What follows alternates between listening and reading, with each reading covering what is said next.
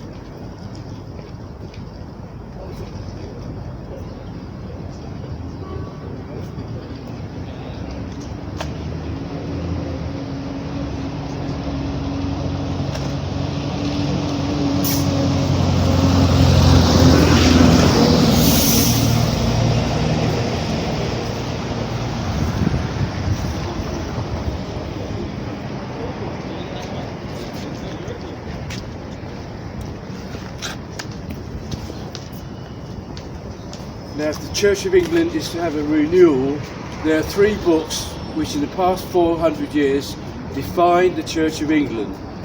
And it's the King James Bible, the Book of Common Prayer, and the Hymn Book.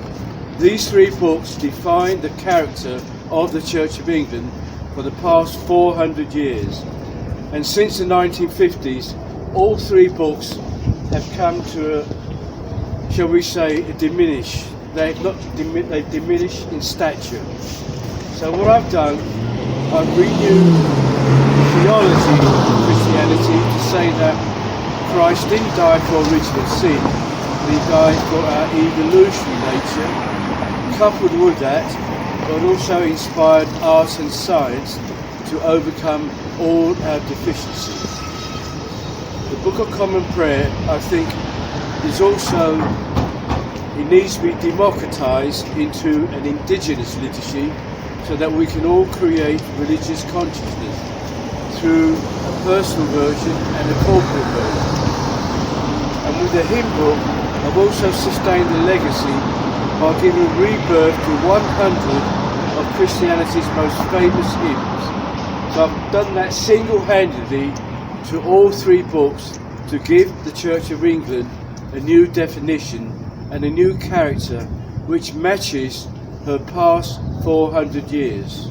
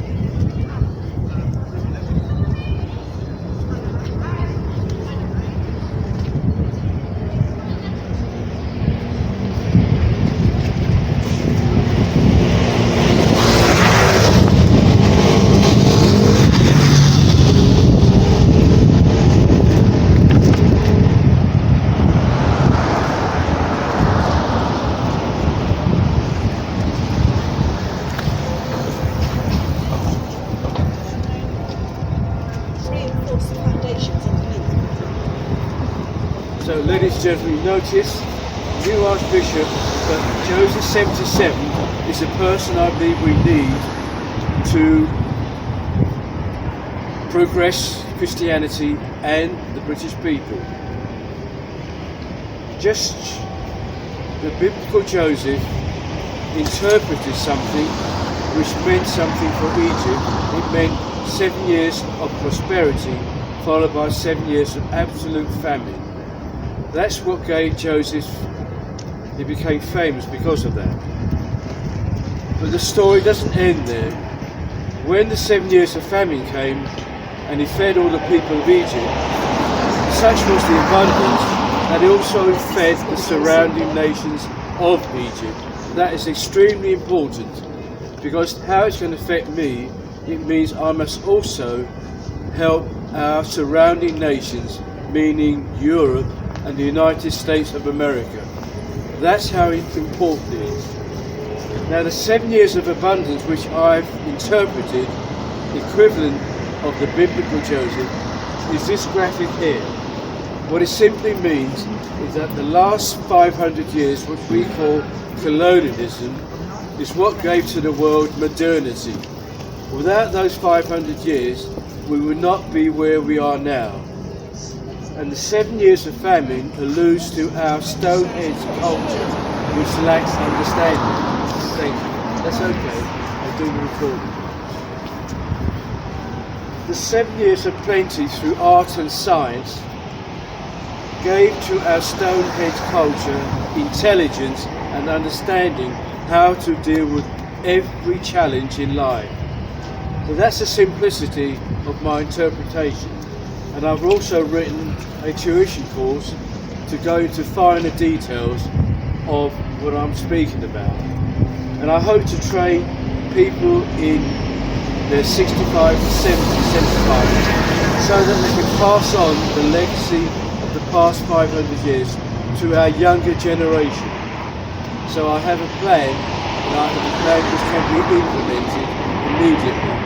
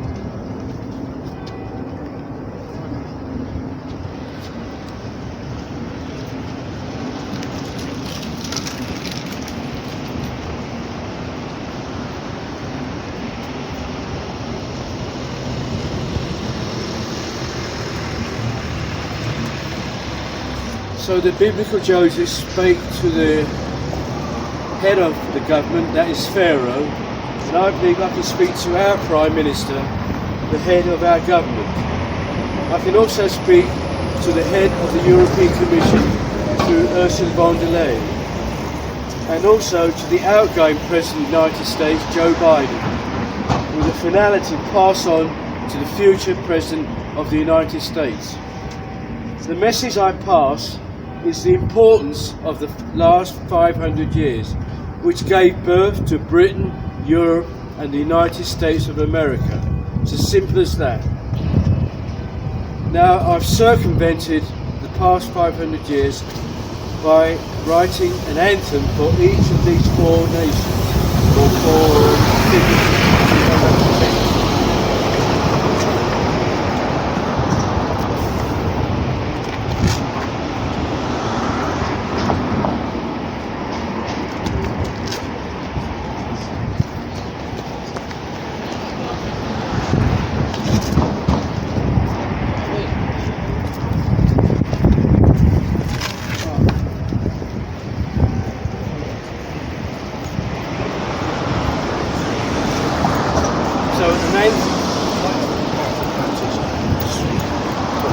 An anthem can speak to a nation with just the right words and the right music.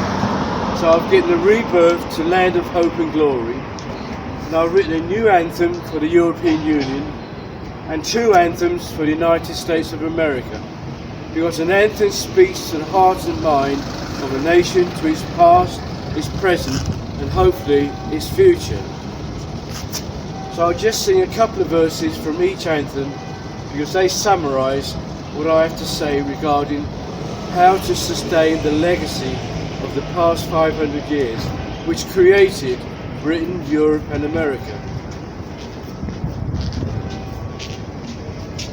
So they've given a rebirth to Land of Hope and Glory. I'll try and sing each verse, it's quite windy today. Blessed be our nation, wrought by heaven's decree, casting out injustice, chastened with liberty, wide the consecration of their works and fame, where the sun did flourish, never knows to set, left to us to cherish, be it not in vain. Why the consecration of their works and faith is an avid description of the Church of England's role during the past 500 years. It consecrated all the actions and achievements of the British people, summarised in the British Empire.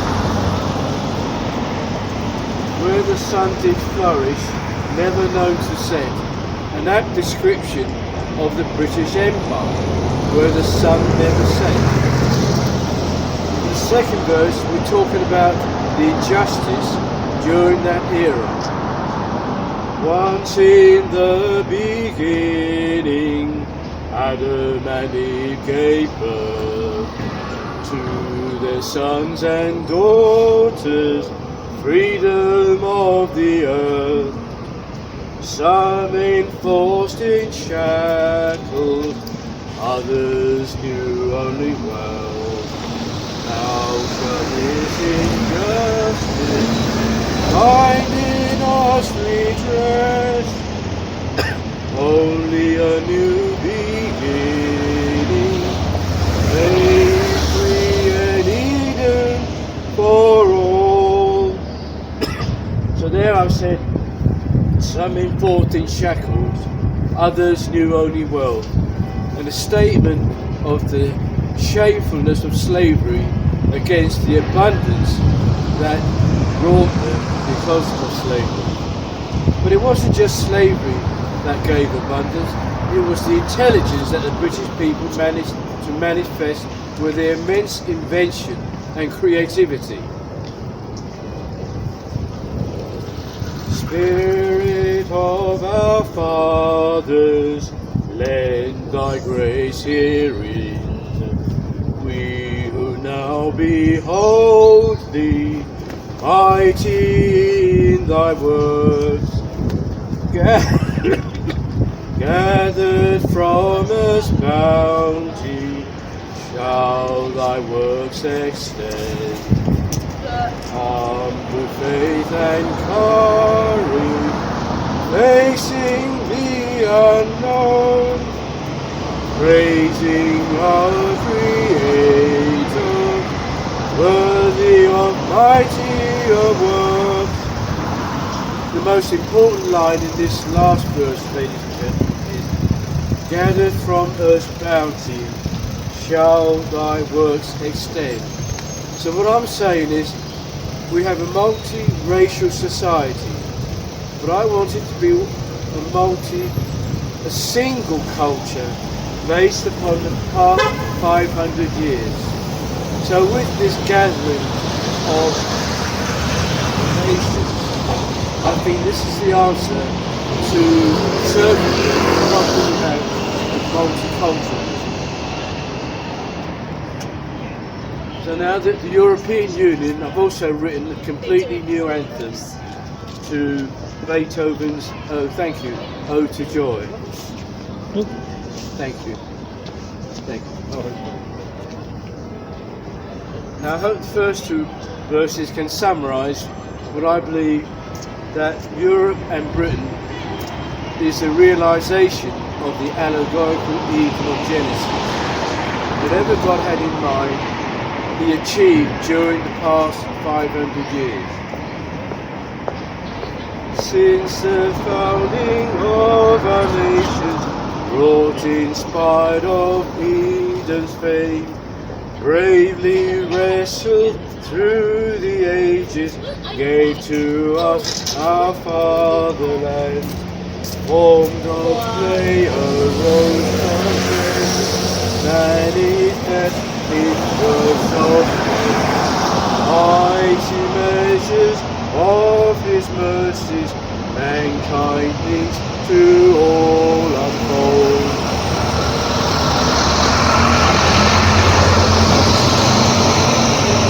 Since the founding of our nations, of Britain, Europe and America, wrought inspired of Eden's fame, meaning what God, the Bible, had in mind was an allegorical idea of what the Creator wanted humanity to possess, so that the Creator can reside in its midst.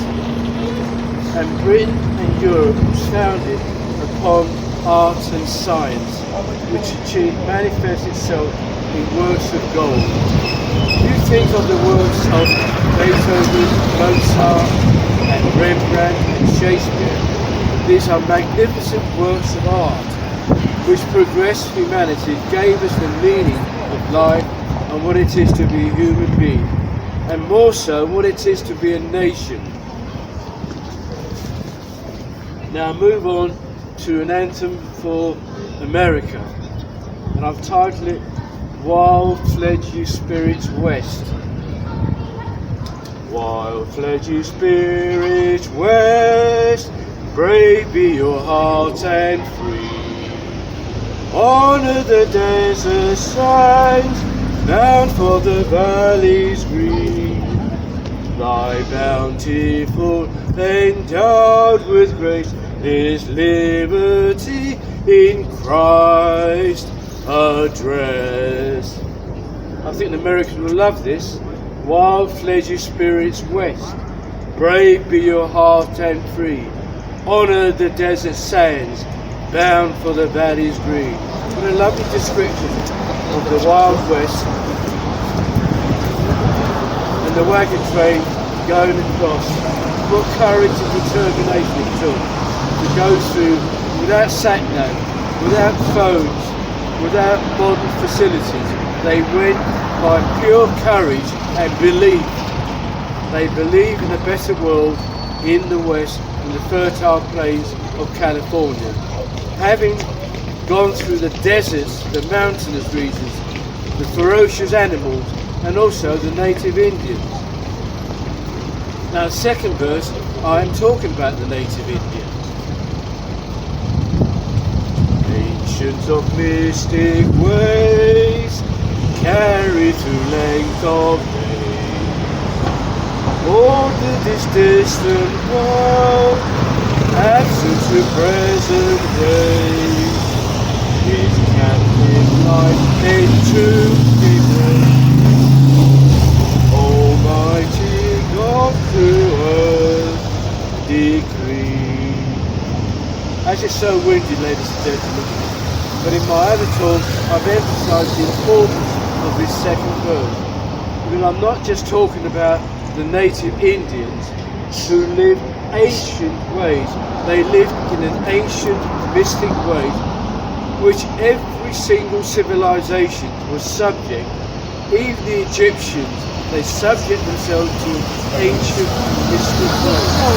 Even the Greeks and the Romans, they all subject themselves to an ancient mystic way of learning, but not the culture in the past 500 years. That was not mystic, it was purely scientific and through art and science.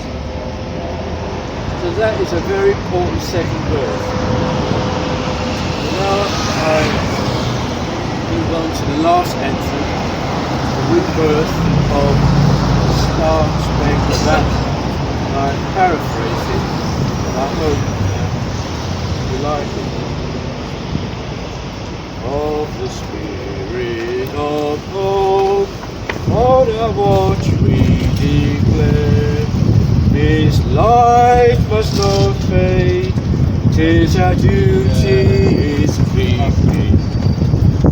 For the flag we now wave must have meaning to share, that all may partake in this gallant new morning.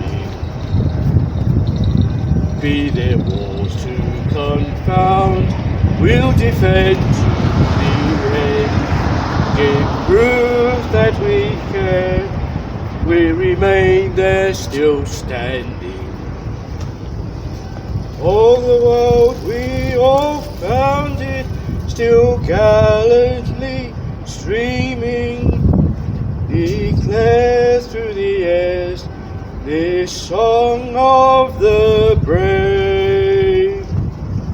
So there, ladies and gentlemen, because it's so windy, I hope I've given you something to think about regarding my presentation to become the future Archbishop of Canterbury.